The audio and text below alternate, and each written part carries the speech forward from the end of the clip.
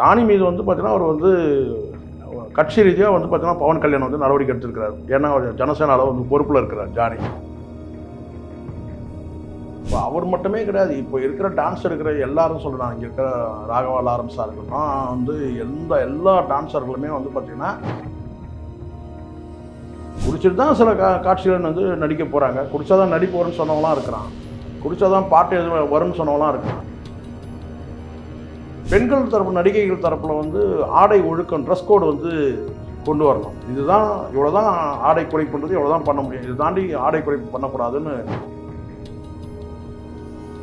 அதை தாண்டி நீங்கள் வந்து பார்த்தீங்கன்னா வந்து உங்களுடைய உடல் அங்கங்களை வந்து காட்டுற மாதிரி நீங்கள் உடை உங்கள் நோக்கம் என்னன்னு கேட்டுருக்கோம்.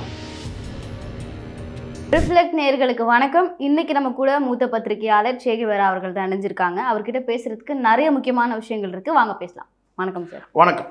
ஜானி மாஸ்டர் வந்து போக்சோ சட்டத்தில் கைது செய்யப்பட்டது தான். பாலியல் குற்றம் அப்படிங்கிறது தொடர்ந்து மீடியாவில் சொல்லப்பட்டுக்கிட்டே இருக்கக்கூடிய ஒரு விஷயம் தான். ஆனால் முதல் முறை வந்து ஒரு பாலியல் குற்றத்துக்காக மீடியாவில் கைது நடவடிக்கை நடக்குது அப்படின்னா அது ஜானி மாஸ்டர் மேலே தான் இல்லையா? ஸோ அதை பற்றின உங்கள் கருத்து? அதான் இப்போ வந்து பார்த்தீங்கன்னா, இப்போ நீங்கள் கேட்டிங்கல்ல, ஜானி வந்து இது மாதிரி வந்து கைது செய்யப்பட்டிருக்காரு. இப்போ நீங்கள் சொல்லுவீங்களா, ஜானியோட அப்பாவோ இல்லை அம்மாவோ வந்து பார்த்தீங்கன்னா விளக்கம் தரிக்கலாம் சொல்லுவீங்களா நீங்கள்? இப்போ நீங்கள் கேட்டிங்கல்ல, மனோ கேட்டிங்கல்ல, மனோவுடைய மகன்கள் வந்து சண்டை போட்டாங்க, பிரச்சனை பண்ணிட்டாங்க, ஆனால் மனோ வந்து விளக்கமே அளிக்கிறேன்றீங்களா? இப்போ ஜானியை வந்து கைது பண்ணியிருக்காங்க ஒரு பாலியல் குற்றச்சாட்டில். இப்போ அவங்க அப்பா வந்து விளக்கம் அளிக்கிறேன்னு சொல்லுவீங்களா நீங்கள்? இல்லை அவங்க குடும்பத்தில் இருக்க யாராவது விளக்கம் அளிப்பேன்னு சொல்லுவீங்களா நீங்கள்? சொல்ல முடியாதுல்ல. அதுதான் இதுக்கு உதாரணம். நீங்கள் கேட்டதுக்கு இதுதான் பதில். ஜானி மீது வந்து பார்த்தீங்கன்னா, அவர் வந்து கட்சி ரீதியாக வந்து பார்த்தீங்கன்னா பவன் கல்யாண் வந்து நடவடிக்கை எடுத்திருக்கிறார். ஏன்னா அவர் ஜனசேனால வந்து பொறுப்பில் இருக்கிறார் ஜானி. பாலியல் குற்றச்சாட்டு வந்து சக டான்ஸர் தான் அவங்க வந்து கொடுத்துருக்குறாங்க. இது வந்து அவங்க மைனராக இருக்கும்போது நடந்ததுன்னு சொல்லியிருக்கிறாங்க. இப்போ அவங்க மேஜர். ஆனால் ஒரு இடைவெளி இருக்குது. ஒரு 3 வருஷம் 4 வருஷம் இடைவெளி. 16 வயசுலேருந்து 21 வயசு வரைக்கும். அதுதான் அதெல்லாம் அவங்க மைனராக இருந்திருக்கிறாங்க. அதனால தான் ஒரு போக்சோ சட்டத்தில் அரெஸ்ட் பண்ணியிருக்காங்க. இது விசாரணைக்கு வந்த பிறகு தான் என்ன நடந்ததுன்றது தெரியுமே தவிர, கைது செய்யப்பட்டாலே வந்து பார்த்திங்கன்னா அவங்க வந்து குற்றவாளி கிடையாது. குற்றம் சாட்டப்பட்டவங்க. இப்போ அதுக்கப்புறம் விசாரணை வந்து முடிஞ்சு அதுக்கப்புறம் அவர் குற்றம் நிரூபிக்கப்பட்டால் அவர் வந்து தண்டனைக்கு ஆளாவார். இப்போ அவர் கைது பண்ணியிருக்காங்க, அவ்வளோதான். இது என்னென்னா, இது வந்து ஒரு என்ன சொல்கிறதுனா, இப்போ ஏற்கனவே வந்து ஹேமா கமிட்டின்னு ஒன்று கேரளாவில் அமைச்சதுனால இப்போ ஆந்திராவிலையும் ஏற்கனவே சம்மந்தாவும் குற்றச்சாட்டு சொல்லியிருந்தாங்க. இப்போ வந்து இந்த சம்பவம் நடந்திருக்கு. இதை தாண்டி இன்னொரு வந்து பார்த்திங்கன்னா வந்து இவங்க காதம்பரின்னு சொல்லி ஒரு நடிகை வந்து பாதிக்கப்பட்டிருக்கிறாங்க.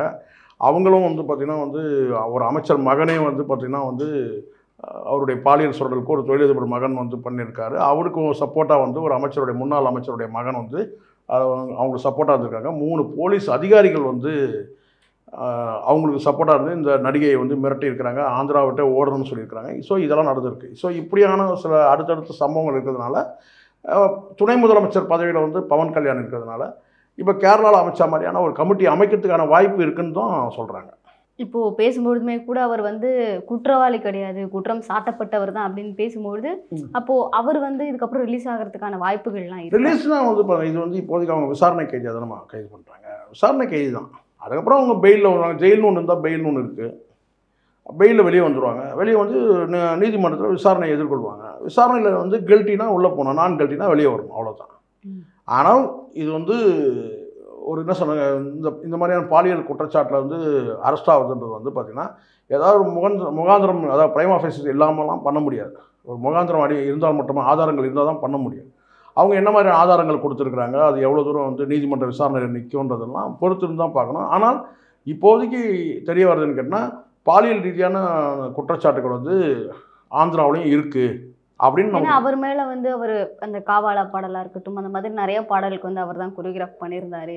ஸோ அதெல்லாம் கூட தவறான விஷயம் தாங்கிற மாதிரியான பேச்சுக்களும் தவறான இல்லை. இது வந்து ஒரு விஷயம் கிளியராக இருக்குன்னா, இப்போ அவர் மட்டுமே கிடையாது. இப்போ இருக்கிற டான்ஸ் எடுக்கிற எல்லாரும் சொல்கிறாங்க. இங்கே இருக்கிற ராகவா லாரன்ஸாக இருக்கட்டும், வந்து எல்லா டான்ஸர்களுமே வந்து பார்த்திங்கன்னா ஒரு விரசமான ஒரு டான்ஸ் தான் வந்து எடுக்கிறாங்க. விரசமாக இருக்குது, அது பார்க்கறதுக்கு விரசமாக இருக்குது. அவங்க இது என்ன டான்ஸில் வருது, இது வந்து அந்த டான்ஸுக்கு பிராண்ட் என்ன பேர், அதுக்கு என்ன பரதநாட்டியம் நமக்கு தெரிஞ்சலாம், வந்து வெஸ்டர்னும் பரதநாட்டியமும் கதகளி குச்சிப்புடி இதுதான் நமக்கு தெரியும். இதை தாண்டி இவங்க ஆடுற டான்ஸ்லாம் வந்து விரசமாக இருக்குது. செக்ஸுவலாக வந்து பார்த்திங்கன்னா வந்து ஒரு பாலியல் தூண்டல் ஏற்படுத்துகிற மாதிரியான வந்து டான்ஸ்லாம் அவங்க வைக்கிறாங்க. அது காவாலா மட்டும் கிடையாது. வந்து சமந்தா ஒரு பாட்டு பண்ணாங்க இல்லையா, அது மாதிரி சொல்றியான்னு, அதெல்லாம் இதெல்லாம் வந்து ஒரு பாலியல் தூண்டல் ஏற்படுத்தக்கூடிய பாடல்களாக இருக்குது. பாடல் வரிகளும் அப்படி இருக்குது, ட்ரெஸ் காஸ்டியூமும் மோசமாக இருக்குது, அந்த டான்ஸ் மூமெண்ட்டும் மோசமாக இருக்குது. இதெல்லாம் தான் வந்து பாலியல் நீங்கள் சீண்டல்னு சொல்கிறாங்க இல்லையா, ஒரு பக்கம் பாலியல் சீண்டல்னு சொல்கிறாங்க அவங்க நடிகைகள். அவங்க பண்ணக்கூடிய இந்த மாதிரியான நடனங்கள் இதெல்லாம் வந்து என்னன்னா பாலியல் தூண்டல் ஏற்படுத்தக்கூடியதாக இருக்குது ஆண்கள் தரப்பில். ஸோ அதனால் இதெல்லாம் மாற்றணும்னா ஒரு ஒழுக்கத்துக்கு வரணும், ஒரு ஒழுக்க கட்டுப்பாடு வேணும்.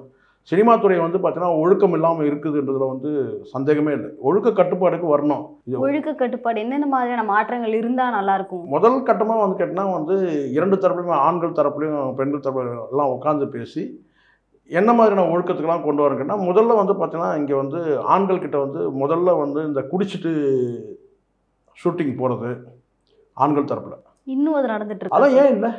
இவங்கெல்லாம் குடிச்சிட்டா மிருகம் மாதிரி தான். ஏன் குடிச்சிட்டு தான் இதெல்லாம் பெருமையாக பேசப்பட்ட காலம் தான் இருக்குது. சரிங்களா, குடிச்சிட்டு தான் சில காட்சிகள் வந்து நடிக்க போகிறாங்க. குடித்தா தான் நடிப்போருன்னு சொன்னவங்களாம் இருக்கிறான், குடித்தா தான் பாட்டு எது வரும்னு சொன்னவங்களாம் இருக்கிறான். ஸோ குடிக்கார வந்து அதான் இது போன்ற முதல்ல ஏன் அதை சொல்கிறேன்னா, இவங்க தன்னை மறந்துடுவானுங்க, மிருகம் மாதிரி ஆயிடுவானுங்க. ஷூட்டிங் ஸ்பாட்டில் குடிச்சிட்டு குடிச்சிட்டு போதையில் போய் படுத்துக்கிட்டவங்களாம் இருக்கலாம். ஷூட்டிங் வராமல் ஹோட்டலில் தங்கிட்டு வந்து பார்த்தீங்கன்னா வந்து தயாரிப்பாளர் பிச்சைக்காரன் ஆக்கணும் நடிகர்லாம் இருக்கிறாங்க. அதனால் வந்து முதல்ல அது சரி பண்ணோம்.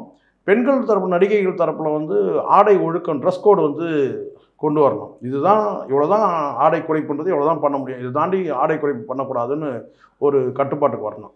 ஸோ இதெல்லாம் பண்ண முடியுமான்னு சில பேர் கேட்குறாங்க. ஆடை குறைப்பு அப்படிங்கிறது படங்களில் சொல்கிறீங்களா இல்லை? படங்கள்லேயே சொல்கிறேன், படங்களில் சொல்கிறேன். படங்கள் மூலமாக வெளியில் கூட சரி, பொது இடத்துக்கு போகும்போது கூட பார்த்தீங்கன்னா வந்து இந்த ஒரு மாதிரி நிகழ்ச்சிகள்லாம் வராங்க இல்லையா, பல்வேறு நிகழ்ச்சிகள். பெண்களுக்கு வந்து ஆடை சுதந்திரம் அப்படிங்கிறது, ஆடை சுதந்திரன்றது வந்து ஒரு கட்டுப்பாடு இல்லாமல் போச்சுன்னா அது காட்டு மிராண்டித்தனம். ஆடை சுதந்திரன்றது பார்த்தீங்கன்னா என்ன விதமான உடையை அணிஞ்சிக்கலான்றது ஒன்று இருக்குது.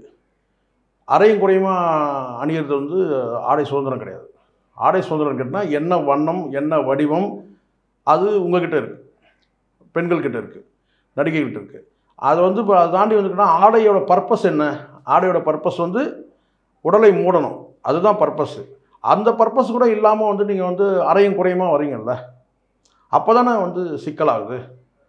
ஆடை குறைப்புன்றது வந்து பார்த்தீங்கன்னா வந்து ஆடை எதுக்காக குறைக்கணுன்றது ஒன்று இருக்குல்ல, உங்கள் நோக்கம் என்ன? ஆடை குறைக்க வேண்டிய நோக்கம் என்ன? அவங்களுடைய அழகு, அவங்க வெளியே அழகுன்றது வந்து பார்த்தீங்கன்னா ஆடை வந்து மூடி கூட காட்ட முடியும். கவர்ச்சியை வந்து பார்த்தீங்கன்னா ஆடை மூடி கூட காட்ட முடியும், உடலை மூடி கூட.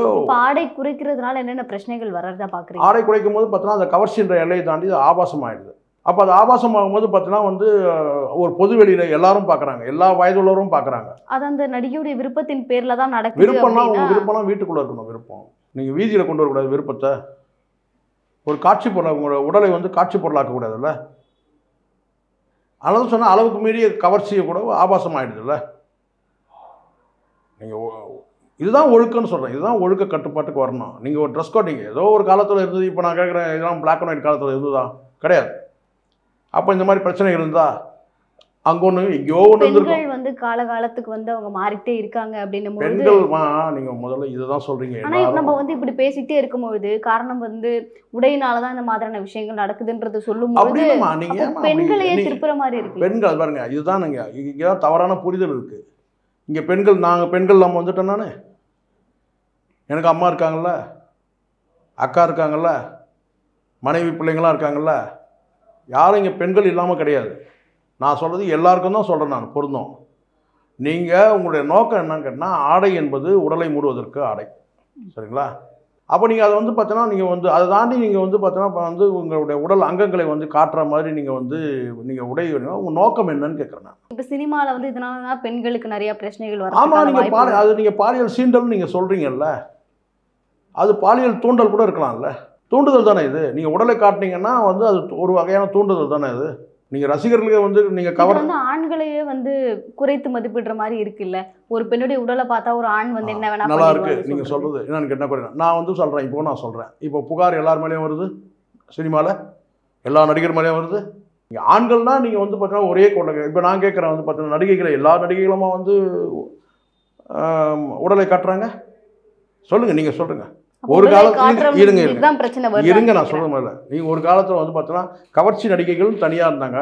அவங்க டான்ஸ் உடையை குறைச்சி டான்ஸ் ஆடுவாங்க. கதாநாயகி இழுத்து போத்திட்டு தான் இருப்பாங்க. இப்போ கதாநாயகிகளும் இப்படி வந்துட்டாங்கல்ல, அப்போ எதுக்கு அப்பவும் சினிமா இருக்குல்ல?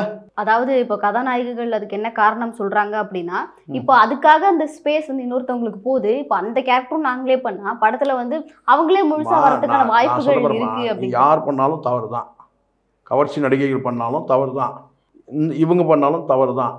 நீங்கள் உடலை காட்டும்போது பாலியல் தூண்டல் ஏற்படும்னு சொல்கிறேன். இப்போ நான் கேட்குறேன், ஒரு 50 இங்கே விட்டுருங்க, படத்தில் நீங்கள் விட்டுருங்க, அதுக்கப்புறம் நம்ம பேசுவோம். ஷூட்டிங் ஸ்பாட்லேயே வந்து பார்த்தீங்கன்னா ஒரு 50 பேர் 100 பேர் இருக்கிறாங்களா? ஒரு ஷூட்டிங் ஸ்பாட்டில் எவ்வளோ பேர் இருக்கிறாங்க? குறைஞ்சபட்சம் ஒரு 50 பேர் இருக்கிறாங்க ஒரு காட்சி பதிவு பண்ணும்போது.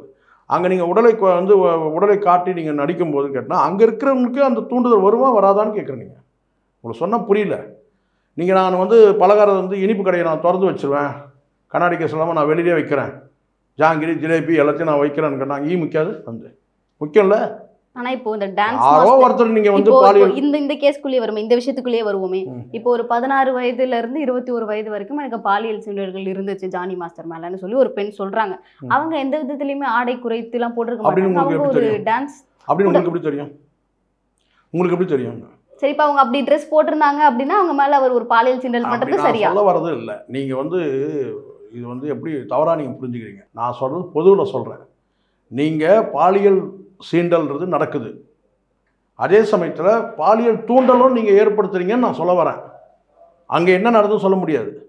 அவங்க உடலால் வந்து உடையை மூடி கூட இருந்திருப்பாங்க அந்த டான்ஸர், அது தனிப்பட்ட முறையில். நான் சொல்கிறது பொதுவில் சொல்கிறேன். நான் நடிகைகள் எல்லாருமே வந்து பார்த்தீங்கன்னா நீங்கள் ட்ரெஸ் கோடு கொண்டு வாங்க, உங்கள் சேஃப்டி தானேன்றேன். அதில் என்ன உங்களுக்கு கஷ்டம்? உங்களுக்கு நன்மை தானே அது. நீங்கள் கவர்ச்சின்ற பேரில் நீங்கள் வந்து பார்த்தீங்கன்னா கவர்ச்சிகரமான உடை அணிஞ்சிங்க. எத்தனை விதமான கலராக இருக்க உடை. ஒரு காலத்தில் வந்து பேப்பர் பேனாட்ஸ்ன்னு வந்து போயிருப்பாங்க நம்ம அம்மாக்கெல்லாம். எத்தனை ட்ரெஸ்ஸு கேஆர் விஜயாவுக்கு மாறுது, எத்தனை ட்ரெஸ்ஸு மாறுதுன்னு சொல்லிட்டுலாம் பேப்பர் பேனாவில் போனவங்களாம் இருக்கிறாங்க தெரியுமா? எத்தனை வந்து ஒரு பாடலில் எத்தனை புடவை மாறுச்சு, கலர் மாறி, அதுக்கப்புறம் அந்த அப்படியே மாறுச்சு. என்னன்னு கேட்டால் இது நதியா புடவை, இது வந்து இந்த புடவை அம்பிகா புடவை, இது ராதா புடவைலாம் மாறுச்சு. இப்போ புடவையே கட்டுறதில்லை எந்த நடிகை. ஒரு நடிகை சொல்லுங்கள், புடவை கட்டு வர நடிகை காட்டுங்க நீங்கள். இப்போ ரீசெண்டான ஒரு படத்தில் புடவையே கட்டுறதில்லை இப்போ. சரி அது இப்போ தான் இங்கே இந்த இடத்துல சிக்கல். நான் புடவை கட்டணும்னு நான் சொல்ல, ஆடை சுதந்திரம் வச்சுக்கணுமா? ஆடையை நீங்கள் குறைச்சி காட்டுறீங்கல்ல, இருக்க குறைச்சிட்டீங்க. அப்போ இது வந்து பார்த்தீங்கன்னா ஒரு பொது சமூகத்தில் அந்த படத்தை எல்லாரும் தான் பார்க்க, குடும்பத்தோடு தான் பார்க்க போகிறாங்க. புரியுதுங்களா நான் சொல்கிறது? நல்லது தான் நான் சொல்கிறேன். உங்கள் சுதந்திரத்தை இப்போ நீங்கள் சுதந்திர பேரில் நீங்கள் வந்து கட்டுப்பாடற்ற சுதந்திரம், காட்டு மிராண்டித்தனம் நான் சொல்கிறேன். நீங்கள் வந்து ரொம்ப ஃப்ரீடம் இருக்குது எனக்கு வந்து பார்த்தீங்கன்னா என் விருப்பம்னு சொல்கிறீங்க. நீங்கள் தாராளமாக பண்ணுங்கள், உங்கள் விருப்பத்துக்கு நீங்கள் ட்ரெஸ்ஸை போடுங்க. நீங்கள் புடவை தான் கட்டணும், சுடிதார் தான் போடணும், வேறு என்னென்னமோ இருக்குது, அதெல்லாம் ஆனால் எதை பண்ணாலும் எந்த ட்ரெஸ்ஸை போட்டாலும் உடம்பை மூடுங்கன்னு சொல்கிறோம். தொடர்ந்து நீங்கள் வந்து இங்கே கூட நிறைய விஷயங்களை வந்து பகிர்ந்துக்கிட்டீங்க. உங்கள் நேரத்துக்கு ரொம்ப நன்றி சார். நன்றி.